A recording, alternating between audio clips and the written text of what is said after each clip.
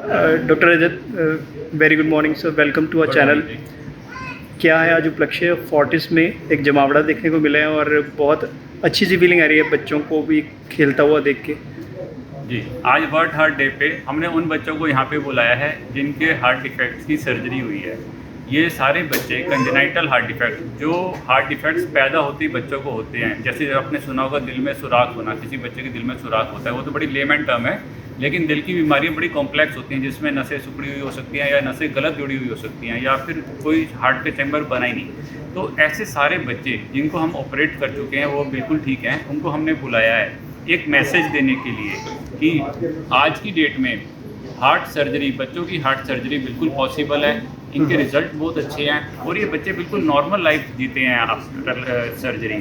तो इनका success rate बहुत अच्छा है। तो सभी को आगे आना चाहिए जिनके बच्चों के भी हार्ट डिफेक्ट्स हैं, वो डरे नहीं, घबराए नहीं और अपने बच्चों के हार्ट डिफेक्ट्स कराएं। डॉक्टर साहब, कितने एज के बच्चों को ये कंजेनिटल आता है और कब डिटेक्शन कैसी होती है? इसकी अर्ली डिटेक्शन नहीं हो पाती, at the time of birth नहीं हो पाती क्या? तो कंजेनाइटल मतलब डिफेक्ट तो पैदा होने से ही है। डिटेक्शन कुछ बच्चों की बर्थ भी हो जाती है, जो बच्चे ज़्यादा सीरियस होते हैं, जिनके सिम्टम्स कम होते हैं उनको फिर लेट डिटेक्शन हो पाती है, कुछ 6 महीने पे होती है, कुछ 1 साल में, कुछ तो एडल्ट हो जाते हैं तब जाके पता चलता है कि हार्ट डिफेक्ट्स है उनको। तो क्या सिम्टम्स क्या होते हैं सर साथ साथ? अगर बर्थ पे सीरियस बच्चा है तो बच्चे को सांस नहीं आ रही, बच्चा नीला पड़ रहा है, उसका ब्लड प्रेशर कम है, बच्चे को वेंटिलेटर की जरूरत पड़ रही है। थोड़ा सा बच्चा बड़ा हो जाए तो दूध पीने में दिक्कत आ रही है, सांस फूल रहा है, दूध पीते पीते थक जाता है, उसकी ग्रोथ नहीं हो रही, बच्चा चलना और बैठना नहीं सीख रहा, नीला पड़ रहा है। फिर और बड़े बच्चों में क्या होता है कि बच्चे अपने दोस्तों के साथ खेलते खेलते थक जाते हैं, दोस्त भागे जा रहे हैं, वो बच्चे थक जाते हैं, नीले पड़ रहे हैं, सांस फूल रहा है। तो इस तरह के सिम्टम में हमें शक होता है कि बच्चे को हार्ट का डिफेक्ट हो सकता है। तो आजकल रोबोटिक सर्जरी का भी है और ब्लडलेस सर्जरी का भी ट्रेंड चल रहा है। Surgery congenital heart defect surgery में अभी नहीं है। तो इसमें तो 2 तरीके हैं, या तो ओपन हार्ट सर्जरी की जाती है और या फिर एंजियोग्राफी द्वारा की जाती है। पैर की नस में एक छोटा सा सुराख करके वहाँ से बिल्कुल छोटी पतली सी वायर ले जाके हम हार्ट के डिफेक्ट को फिल कर सकते हैं।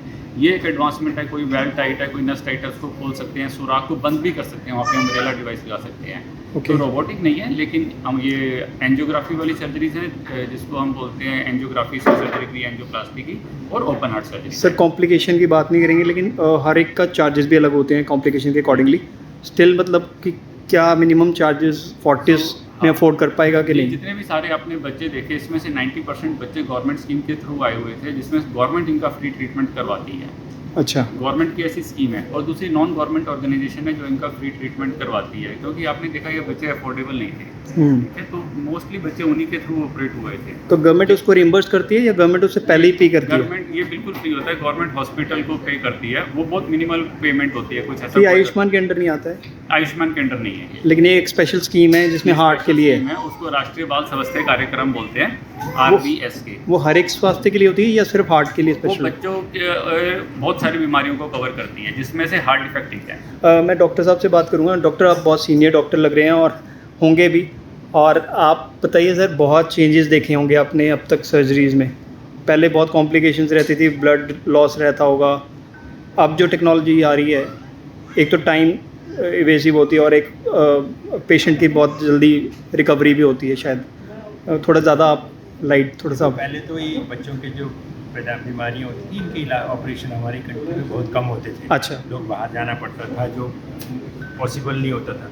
हाँ। अच्छी बात अब ये है, हमारी कंट्री में, हिंदुस्तान में अब हर तरह के बच्चों के डिफेक्ट का ऑपरेशन होता है। ठीक है। काफ़ी सक्सेस होती है इन बच्चों में ऑपरेशन के लिए, बिकॉज अगर बच्चों का अगर टाइमली ऑपरेशन किया जाए तो आगे के लिए वो नॉर्मल आदमी की तरह लाइफ लीड कर सकते हैं। ये सबसे अच्छी बात है। दौड़ भाग सकते हैं क्योंकि हार्ट का पेशेंट हमेशा आगे के लिए नॉर्मल ह्यूमन बीइंग की तरह वो बिहेव कर सकते हैं। सबसे अच्छी बात ये है। दूसरा ये है, पर बच्चों की सर्जरी एक तो कॉम्प्लेक्स होती है और ये सभी जगह पे होती नहीं है।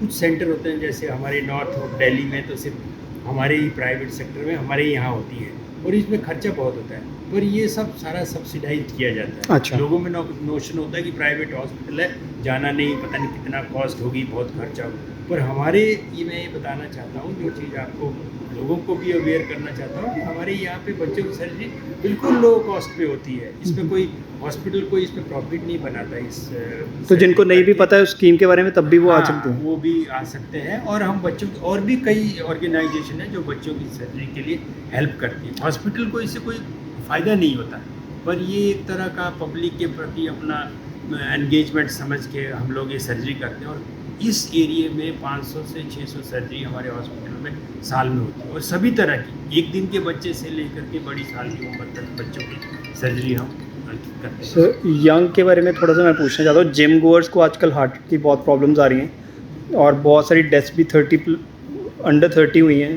जो लोग प्रोडक्ट्स बहुत खा लेते हैं उसके बाद वो जिम के ट्रेडमिल पे चढ़ जाते हैं और हार्ट के पेशेंट बन जाते हैं, या फिर उनकी सडन कार्डियक अरेस्ट से डेथ भी हुई है। उस केस में मैं जानना चाहता हूँ कि क्या अवेयरनेस आप लोग फैलाते हैं या क्या अवेयरनेस देते हैं या अपने सराउंडिंग में आप बताते हैं लोगों को? नहीं, एक्चुअली हमारी कंट्री में ये चीज़ है कि कोई ईयरली कुछ इन लोगों का वो नहीं होता, चेकअप नहीं होता है, किसी का नहीं होता। हाँ, तो इसलिए ये सारी डिजीज़ें अनडिटेक्टेड जाती है, जो कि ना टाइम आने पर अगर हम लोगों को पता हो तो फिर हम इनका मतलब पहले से ही है ना इलाज कर सकें। तो ये चीज़ है ना जानना ज़रूरी है कि टाइम पे ये है ना प्रॉब्लम किसी भी समय हो सकती है। ऐसा नहीं है कि ये सिर्फ है ना ओल्ड एज हो जाएगी हम लोग ये तो ही होगी, ऐसा नहीं है। किसी को सर्टनली हार्ट अटैक हो जाता है, सडनली हार्ट अटैक हो जाता है, तो आप उसके केस में जैसे उसे घबराहट हो रही है, सिम्टम्स दिख रहे हैं जैसे कि हार्ट अटैक के हैं, तो उसे क्या करना चाहिए? उसके लिए पेशेंट के लिए फर्स्ट एड क्या है? पानी पिलाना चाहिए उसे, उसके कपड़े खोलने चाहिए, क्या है मतलब? नहीं, पानी सबसे पहले हमें देखना चाहिए कि वो है ना ब्रीथ कर पा रहा है कि नहीं प्रॉपर। ओके। सांस उसकी प्रॉपर चल रही है नहीं। हम एक ना सिंपल सी चीज़ें कर सकते हैं कि मतलब उसके नब्ज़ पे हाथ रख के देख सकते हैं कि उसकी नब्ज़ ठीक से है ना आ रही है नहीं। अगर हमको लगता है कि इसमें कुछ है ना दिक्कत लग रही है, सांस प्रॉपर नहीं आ रही है, नब्ज़ ठीक से नहीं चल रही, तो हमको तुरंत है ना मतलब हॉस्पिटल के लिए रश करना है। सिर्फ हॉस्पिटल ही है इसका सोल्यूशन, कोई आप फर्स्ट एड नहीं दे आया था कि पहले देखा गया था कि जो हार्ट की प्रॉब्लम बड़े लोगों में आती है, आजकल बच्चों में भी बाय बर्थ भी दिखती है। देखो ये जो जिसको हम कहते हैं ना आजकल जो कॉमनली पब्लिक में होता है हार्ट की प्रॉब्लम, हार्ट अटैक जिसको कहते हैं, वो एक तरह का अपनी लाइफस्टाइल डिजीज़ है। जिनको शुगर होती है, स्मोक करते हैं, उनको ये हार्ट अटैक और लाइफस्टाइल, तो यंग एज में हमारे मुल्क में बिटवीन 30 और 41 यंग एज में लोगों को हार्ट अटैक आ जाता है। और ये हमने कई बार ये भी देखा है कोविड के बाद, इसके काफ़ी कोविड के पीरियड में हमने कई लोगों की बाईपास सर्जरी हमें करनी पड़ी जिनको पहले बिल्कुल ठीक ठाक थे। तो ये एक वरी है हमारी कंट्री में यंग लोगों में, और ये क्योंकि ये टोटली प्रिवेंटेबल है। दूसरी आपने जिम वाली बात की, तो इवन आप यंग भी हैं फिर भी जिम जाना है तो पहले अपना कार्डियक इवैल्यूएशन करवा के जा जिम करो। अदरवाइज़ ये जो जिम में सडन डेथ्स होती हैं ये होती रहेंगी, और जिनको पहले क्लियरेंस मिले उन्हीं को अपना जिम में जाना चाहिए। मैम आप फीमेल डॉक्टर हैं और बात फीमेल की ना हो तो फिर गलत हो जाएगा इस स्टेज पे। कितने छोटे बच्चों में गर्ल चाइल्ड थी जिनको आपने क्योर किया हो, और बड़े केसेस में लेडीज़ को कम देखा जाता है प्रॉब्लम होती है, तो क्या उनका मतलब आजकल कुछ भी नहीं हाँ। है जो ये सेक्स फैक्टर है कि मेल को ज़्यादा हो रहा है फीमेल को ज़्यादा हो रहा है, ऐसा कुछ नहीं है। वेलकुलर डिजीज़ जो हैं वो फीमेल्स को भी उतनी ही हो रही हैं जितनी मेल्स को हो रही हैं। और लाइफस्टाइल में अगर मैं लाइफस्टाइल की बात करती हूँ तो स्ट्रेस आजकल मैं कहूँगी कि फीमेल्स ज़्यादा ले रही हैं as compare to males, but इसमें कोई भी प्रीडिस्पोजिशन नहीं है, कोई भी हार्ट की डिजीज़ किसी को भी हो सकती है। लेडीज़ के लिए स्पेशल ध्यान क्या रखने वाली बात है, आप ये बता दीजिए उनको। वो एक हमारी, मैं ये कहूँगी कि स्पाइन है हमारी फैमिली की, उन्हें अपनी हेल्थ का सबसे ज़्यादा ध्यान रखना चाहिए, अपनी लाइफस्टाइल को मॉडिफाई करना चाहिए, अपने खाने पीने का ध्यान रखना चाहिए, अपनी हेल्थ के बारे में 1 घंटा दिन का ज़रूर निकालना चाहिए, चाहे वो एक्सरसाइज हो गया, अपने कोई भी मेडिटेशन हो गया, योगा हो गया, अपने लिए वो ज़रूर करना चाहिए। मैम इसका सिम्टम क्या होता है? अगर मान लीजिए कुछ भी चलते चलते जो वो रूटीन का काम कर रही है उसी काम को करते वक्त एक्सेसिव फटीग हो जाए, सांस लेने में दिक्कत आ रही है, बेचैनी बढ़ रही है, दिल घबरा रहा है, दीज आर द सिम्टम्स। या कुछ फीमेल्स में एसिडिटी, मेरा यहाँ पे कुछ जल रहा है, ये एक मोस्ट कॉमन सिम्टम है और हमें ज़रूर अपना फॉलोअप लेना चाहिए। मैम आजकल गर्ल्स भी लाइफस्टाइल ख़राब करके बैठी हैं अपना, पहले टाइम में नहीं होता था सर, शायद उसके लिए वाउच करें, कि ड्रिंक्स की हैबिट्स नहीं होती थी गर्ल्स में इतनी ज़्यादा जितनी आजकल की लाइफस्टाइल इंस्टाग्राम पे पोस्टिंग। अवेयरनेस की ज़रूरत है। आजकल जो यंगस्टर्स हैं, टीनेजर्स हैं, उसमें ड्रग्स, अल्कोहल, इनका इंसिडेंस बढ़ रहा है।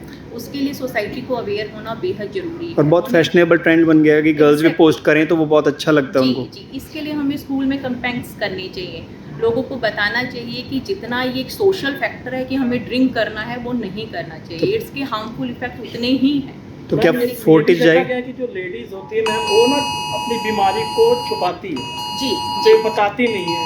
इनका बज रहा है मैडम का। ये एक सोशल स्टिग्मा है। फीमेल्स को लगता है कि अगर वो अपने हेल्थ का ध्यान रखेंगी तो ये फैमिली पर कोई एक फाइनेंशियल उनका बर्डन बन जाएगा, बट ऐसा नहीं है। अगर वो ठीक रहेंगी तो फैमिली ठीक रहेगी, अगर वो ठीक नहीं है तो फैमिली ठीक नहीं रह सकती। मैम बस चलते चलते बस एक ऐसी डाइट जो आप सब ये अलग अलग सबसे जानना चाहेंगे, आप क्या रिकमेंड करेंगी हमें? Handmade बनी हुई हाँ। हेल्दी डाइट जो माँ का खाना होता है वो सबसे हेल्दी होता है। चलिए ठीक है, जो पीजी रह रहे हैं उनके लिए माँ का खाना कहाँ से आएगा, उनके लिए बता दीजिए आप। जंक फूड्स को अवॉइड करें, हेल्दी कार्बोहाइड्रेट्स खाएं और हेल्दी फैट्स खाएं। बाहर के जंक फूड, मैदा, प्रोसेस्ड फूड ये नहीं। तो जो आपके ऑपरेशन में हेल्प करते हैं उनसे पूछते हैं आप। देखिए, मेरा तो ये है कि एक्सरसाइज करना बड़ा ज़रूरी है। सबसे ख़राब चीज़ है कुर्सी वाला, जो बैठने वाला प्रोफेशन है ना। देखिए, मैं कभी कुर्सी पे बैठता नहीं, इवन अच्छा, अपने आप नहीं कमरे में भी मैं चलता फिरता रहता हूँ। ठीक है सर। सर्जन हूँ, चलता फिरता रहता हूँ। अगर आप ये सब के अलावा आप रेगुलर अपने आप को वॉक करें तो ये तो हाई बीपी वाला पेशेंट भी वॉक कर सकता है सर? जो वॉक वाला पेशेंट्स होता है उसकी शुगर, ब्लड प्रेशर, हार्ट की प्रॉब्लम, एक फैमिली है, वो तीनों अवॉइड हो जाती है। Avoid तो हो जाती है। बेस्ट लोगों के लिए है सैर करो। सैर। सुबह शाम जितना चंडीगढ़ जैसी जगह में और मोहाली जैसी जगह में इतना घूमने के लिए जगह है, सबको डॉक्टर साहब 8 बजे से पहले और शाम को 5 बजे के बाद सड़क पे होना चाहिए। बिल्कुल। डॉक्टर साहब बे टाइम खाना पीना भी इसमें कोई इसका बे टाइम lifestyle वही तो खाना है। तो नहीं, पर जो खाने में जो आप खाते हैं ना हाँ, वो वो ठीक है। नहीं। जो हमारा हाँ। पंजाब और इधर जो हाई रिच डाइट है उसको अवॉइड करना है। सर जो मोमोज हैं उनके लिए कुछ, नहीं, मोमोज देखिए- लवर्स नहीं, देखिए, कुछ भी खाएं है ना, कुछ भी करें लेकिन खुश रहें। खुश रहें। खुश रहे, यही सबसे ज़्यादा जरूरी है। स्ट्रेस हम लोगों को अवॉइड करना चाहिए। ठीक है, thank you sir, thank you very much.